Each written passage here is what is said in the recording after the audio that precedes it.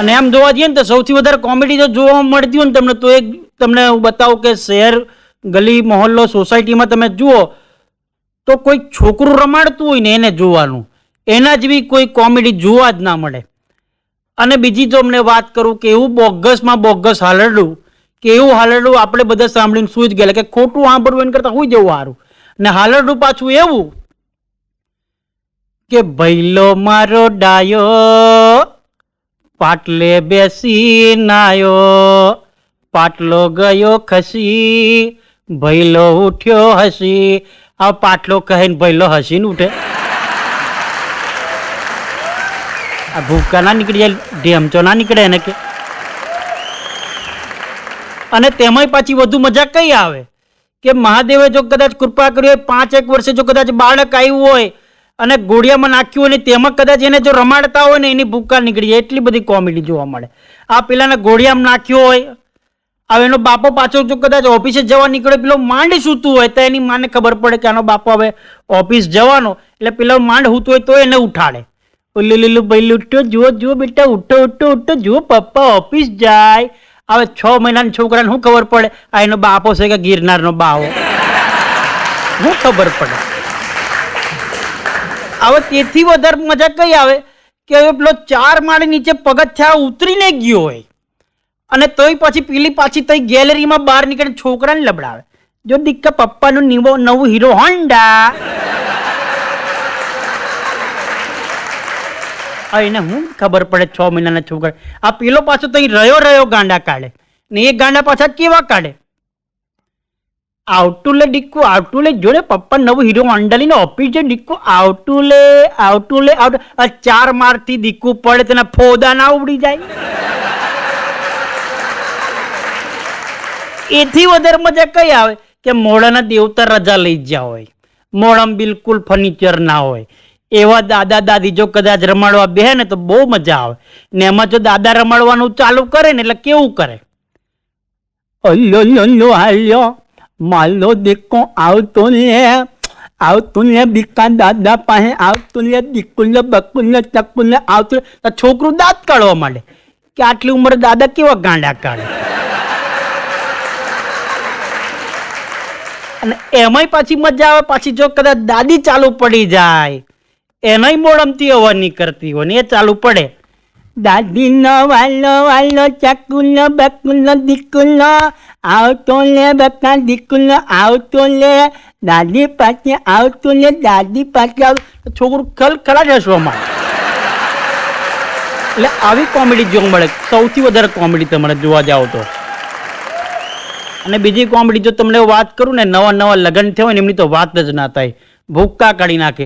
હમણાં નવા લગ્ન થયેલા એક કપલ અગાસીમાં ઉપર ઉભેલું અને પેલાને કંઈક મજા આવી, પેલીને કંઈક તો જરા પૂછવા માંડી કે ડાર્લિંગ ચાંદો ક્યાં છે? એટલે પેલો ચાલુ પડ્યો, એક મારી સામે અને એક આકાશમાં. હવે આવું ને આવું ચાલે 5 વર્ષ જતા રહ્યા. હવે 5 વર્ષ ગયા, એને જ અગાશીને એને જ કપલ.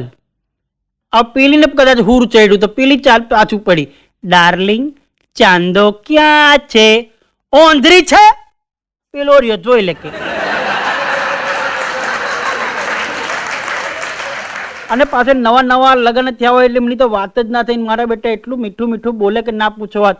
હમણાં કપલ હિંચકા પર બેઠેલું હિંચકો ખાતું હતું, એમાં પેલાને મસ્તી કરવાનું જરા હુજ્યું પેલીને. એટલે પેલીએ પ્રશ્ન પૂછ્યો કે હે કે આ તમે બધા પુરુષો મરી જાઓ તો બધા તમને શું મળે? તમે બધા ક્યાં જાઓ? તો કે અમને સ્વર્ગ મળે, અમે બધા સ્વર્ગમાં જ જઈએ. તો કે એમ અમે મરી જઈએ તો કે તમે સ્વર્ગમાં જ જાઓ કે? તો કે હે સ્વર્ગમાં તમને શું મળે? તો કે અમને અપ્સરા મળે. હે અપ્સરા મળે? અને તમને બીજું કંઈ ના મળે, તમને વાંદરું મળે. એટલે પેલીએ ઝઘડો ના કર્યો પણ બુદ્ધિનો ઉપયોગ કર્યો. અને મારી બેટી કેવું બોલી, તમારે કેવું સારું નહીં, તમારે તો અહીંયા અપ્સરા, તમારે તો તય અપ્સરા, અમાર તો અહીંયા વાંદરું. બુદ્ધિશાળી છો એટલે સમજી ગયા હશો બધા. અમુકની તો વાત જ ના થાય, અમુક તો એવા ગાડિયા કરવા માટે જ પેદા થયા હોય કે ખબર જ ના પડે.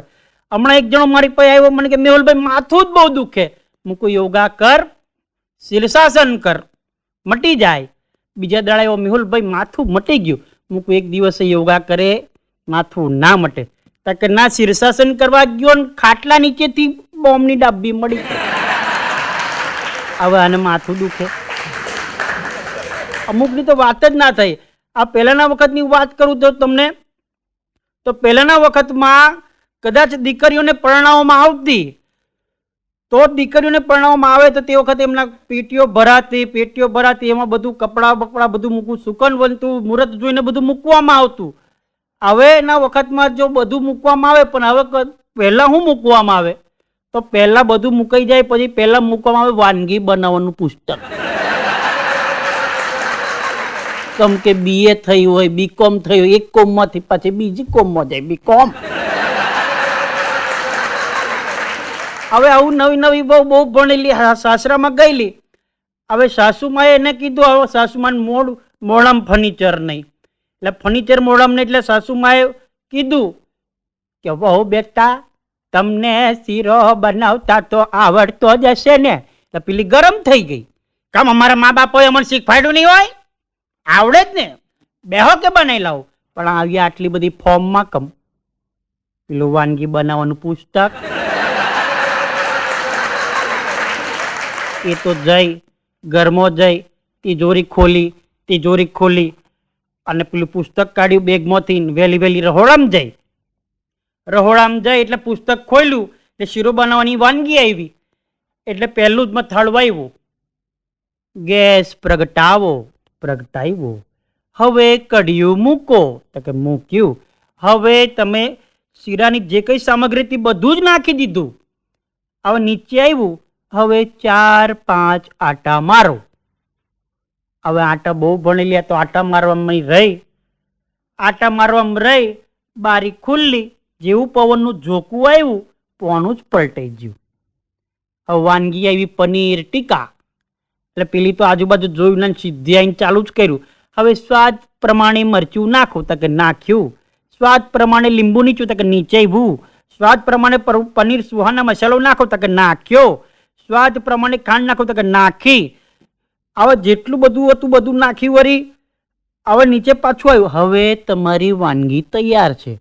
હવે આ તો આ બધી ખુશ થઈ જાય કે હા જોરદાર શીરો બન્યો. અને તો પછી કડિયામાંથી શીરો કાઢ્યો, ડીશમાં લીધો અને ઠાકોરજીને ભોગ ધરે. હવમાં પાસે ફોર્મમાં જ ગઈ, લો ખાઈ લો.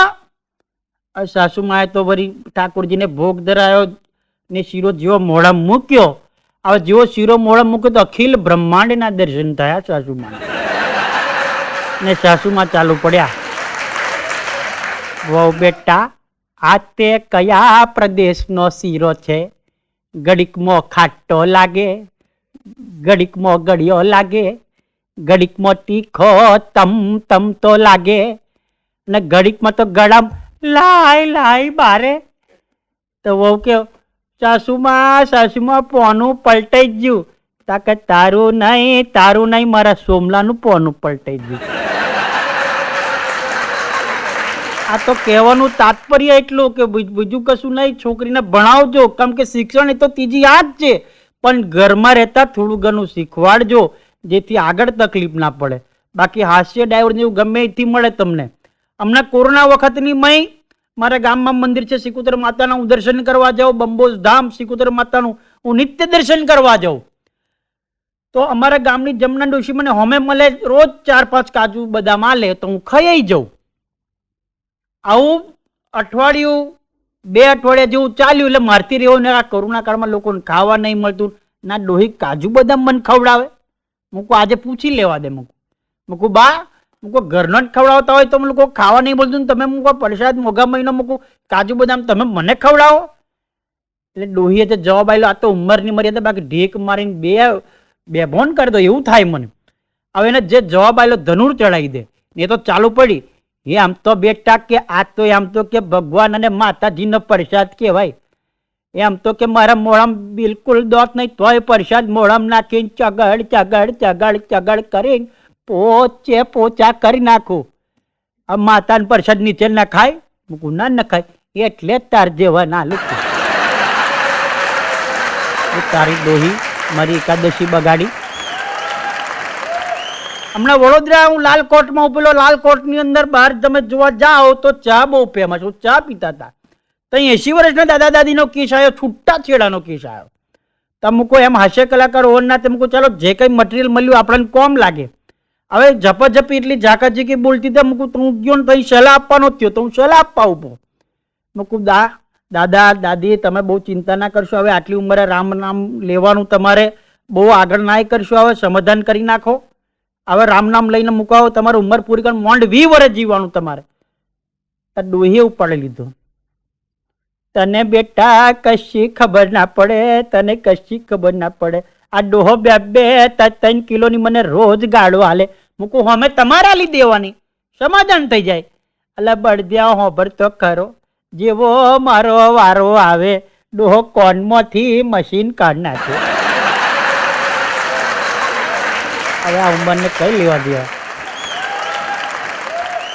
આ પહેલાના વખતની હું તમને વાત કરું તો પહેલાના વખતમાં શ્રીદત્તભાઈ કોનિકના ટેપ આવતા. આ કોનિકના ટેપ આવતા, કેસેટ અંદર નાખવાની, પાછી કાઢો, પાછી પૂરી થાય એટલે બદલવાની. એની કંઈ મજા અલગ હતી. અત્યારે તો મેમરી કાર્ડ થઈ ગયા હોય, તો યુટ્યુબ થઈ ગયું. અત્યારે તો તમારે એપ્લિકેશન એટલી બધી થઈ ગઈ કે કોઈ ગીત સર્ચ મારો એટલે તરત ગીત વાગે. આ પહેલાના વખતની મજા એટલી બધી જોરદાર હતી કે નવા નવા કોનિકના ટેપ લાયા હોય, એ નવું ટેપમાં તમે કેસેટ મૂકો તો કેવું વાગે. 5 વર્ષ પછી એના અંદર પેલા હેડ આવતા ને તે ચોટે, તારે કેવું વાગે, એમાં મજા આવે.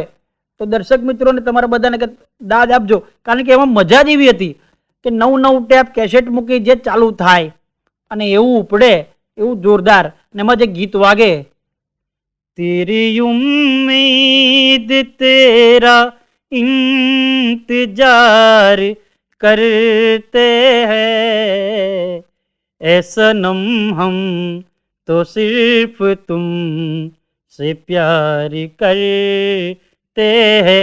આ નવું ટેપ 5 વર્ષ જવા દો, એના હેડ ચોટે, પાછું ઉપર મારો ઢબ દઈને તો પાછું હારું વાગે.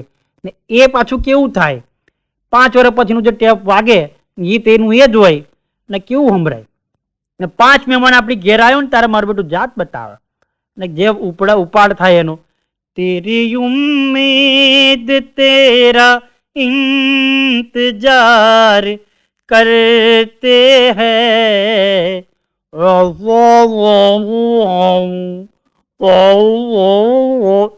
तुम से प्यार करते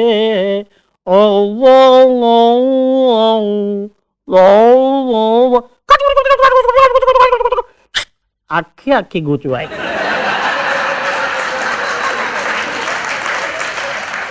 હાસ્ય ડાયલોગ ગમેથી મળે એવી જ તમને હું જો વાત કરું તમને તો પહેલાના વખતમાં તમે કદાચ જોયું હોય ને તો સિન્નીના પંખા આવતા, સિન્નીના લોખંડના પંખા આવતા. તો આ આઈટમને હું તમને કહું તો પહેલા જીતુ દાદા બતાવતા તમને, જીતુભાઈ દ્વારકાવાળા. હવે એમનીમાંથી નવું ક્રિએશન હું તમને કરીને બતાવું કે અમુક આઈટમ મેં મારા ઘરની ઉમેરી છે કે નવા પંખા લાયા હોય તો કેવા ફરે, હપ્તે લાયા હોય તે કેવા ફરે, બોલ બેરિંગ જતા રહે તે કેવા ફરે. અમુક તો સાહેબ તમને વાત કરું એટલા બધા કંજૂસ હોય કે કબાડીમાંથી ઉપાડ લાવે.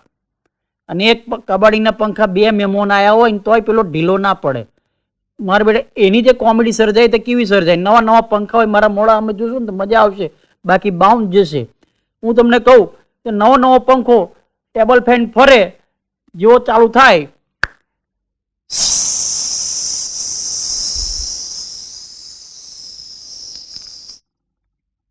આ નવો પંખો એક પર, અને હપ્તે લાવ્યો હોય ને તો હપ્તા દુકાનવાળો ઉઘરાણી ના કરે પણ પંખો ઘેર રહ્યો ઉઘરાણી કરે.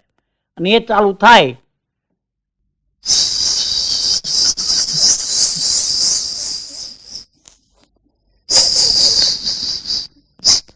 લાય બાકી પડ્યા લાય. અને બોલ બેરિંગ વાળા ધક્કો મારવો પડે, જેવો ચાલુ થાય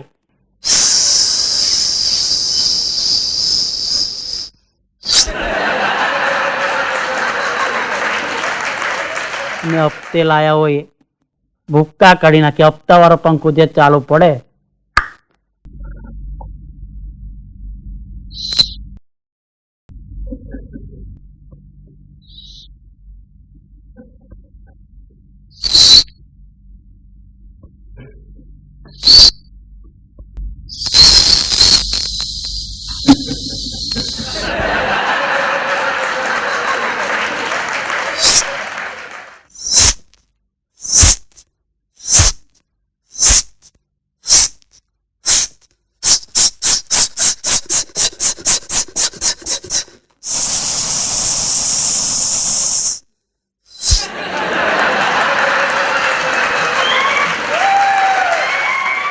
મારે બેટું કઈથી કઈ ચાલે. અને અમુક જણાની તો વાત જ ના થઈ. અમુક જણા જો કદાચ સ્કૂલમાં પંખાનું દાન કરે ને તો 3 પેઢીના નામ ચક્રાવે ચડાવે. રામજી, પ્રેમજી, વાલજી. અને મારી બેટી પેઢી આખી ચક્રાવે ચડાવે. તેમના છોકરા જો કદાચ બટન પાડે ને તો 1 પર પડે તો રામજી, પ્રેમજી, વાલજી, 2 પર રામજી, પ્રેમજી, વાલજી, 3 પર રામજી, પ્રેમજી, વાલજી, 5 પર પડે રામજી, પ્રેમજી, વાલજી, રામજી, પ્રેમજી, વાલજી. પછી ફરિયાદ આવે, અમારો માથા દુખે. ભાઈ આખી 3 પેઢી ચક્રાવે ચડાવી, માથું ના દુખે તું દુખે. અને બહેનોની તો વાત જ નથી કરતો. બહેનો તો ભૂક્કા કરી નાખે. અમુક જણાને ટેવ હોય કે બહેનોમાં તો બુદ્ધિ જ નથી, પણ બહેનો જેવી બુદ્ધિ કોઈની મય નહીં.